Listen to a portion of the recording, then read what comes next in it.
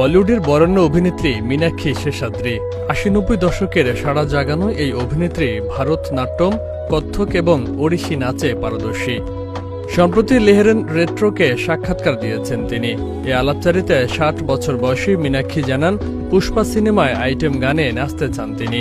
एक ऐसा hit dialogue जो हर एक के जबान पे आ जाए और कोई भुला ना पाए, और जहां वो मीनाक्षी के बारे में सोचे वो डायलॉग ही उन्हें याद आए। পুষ্পা ৩ সিনেমার আইটেম গানে পারফর্ম করতে চান মীনাক্ষী। বিষয়টি ব্যাখ্যা করে তিনি বলেন, একটি আইটেম গানে তার নাচার ইচ্ছা আছে।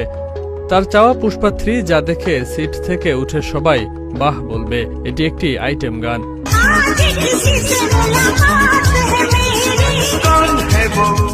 ২০ বছর বয়সে আইটেম গানে পারফর্ম করতে হবে। আইটেম গানের জন্য এমন লুক হতে হবে, এই ধারণা বদলাতে চান বলেও জানান তিনি। इसको कहते हैं आइटम सॉन्ग, ऐसा कुछ जो शादी के बाद बच्चों के बाद बोलते हैं हम मेरा लाइफ तो। অভিনয় থেকে দূরে রয়েছেন মীনাক্ষী।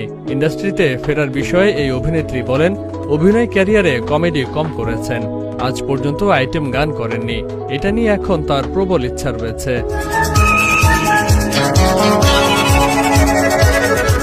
১৯৮৩ সালে পেইন্টার বাবু সিনেমার মাধ্যমে বলিউডে অভিষেক ঘটে মীনাক্ষীর। তার দ্বিতীয় সিনেমা হিরো, এতে তার বিপরীতে অভিনয় করেন Jackie Shroff.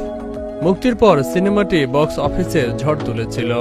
Need some help with some creative storyboarding. Chalo, we'll help you. I was like, wow. That was like, right? এরপর আন্দি তুফান, মেরি জং, শাহেনশাহ, দামিনী, মহাদেব, ডুয়েটের মতো বেশ কিছু সিনেমায় অভিনয় করেন মীনাক্ষী শেষাদ্রি। কিন্তু সবকিছু ছেড়ে যুক্তরাষ্ট্রের টেক্সাসে চলে যান বাচ্চাদের জন্য।